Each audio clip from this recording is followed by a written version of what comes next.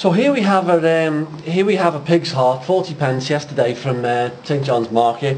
As you can see from the picture that we had before, this is a lovely slippery surface. Come on, who's got the gloves on? Have a feel of the surface of that on your own chest, you know, because this surface will slide against another surface of similar structure, yeah, with a lovely piece of fluid in between, and this will prevent any friction. And if a person gets damaged on the myocardium here, and you start to get friction from an infarcted area on the other wall, the other wall of the pericardium, it'll be sore, and the doctors will listen to the person's chest for a sound of rubbing coming from one of the ears. What's that called? Pericardial rub, absolutely. Or there are conditions which will cause the other wall, the other section of pericardium, to grow thick and to constrain the myocardium. Yeah? What conditions can give rise to a thickened wall? TB. TB is the one I'm after. Yeah.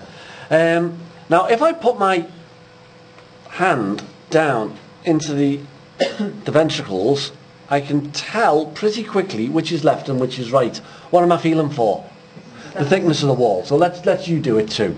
Finger in there, and then finger in there.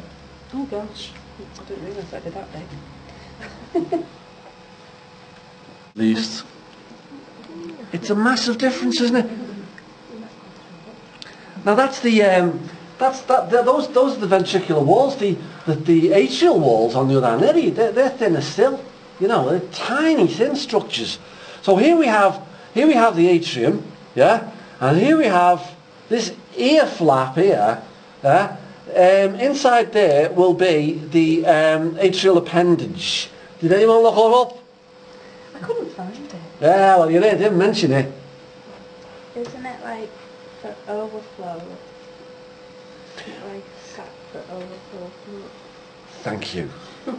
If the atrium is too full because too much blood's coming back or it isn't being processed fast enough, the atrial appendage will start to inflate. It's like an overflow chamber. But given that this is the left ventricle, I can tell by the feel of it, yeah, that's going to be the left coronary artery, and the right coronary artery will come somewhere down there.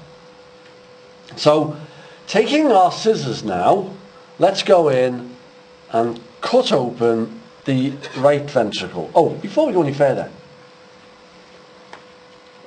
feel the apex.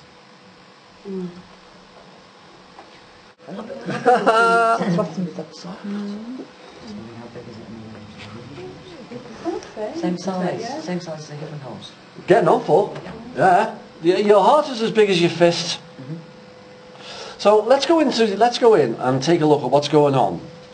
See, the butcher's already made a start there for me. You can see the hole that he's made there in the right ventricle.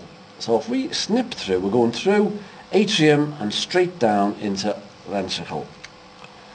Notice the noise that we're getting. It's a sort of crunchy noise as we're going through the individual muscle fibres. Could you hear that?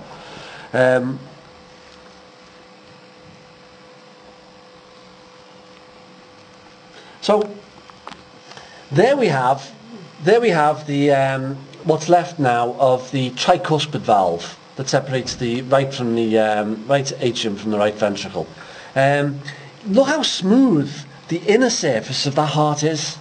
Yeah, absolutely. Talk about slippery when wet. And I'm feeling around for the exit of the pulmonary artery. It's in here somewhere. There we go. You can see down there, my finger's starting to waggle. Let me just take the scissors. I'll be able to see that more clearly. Get on. Yeah, straight to the right ventricle, up to the pulmonary artery. You can see the inner wall of the atrium there.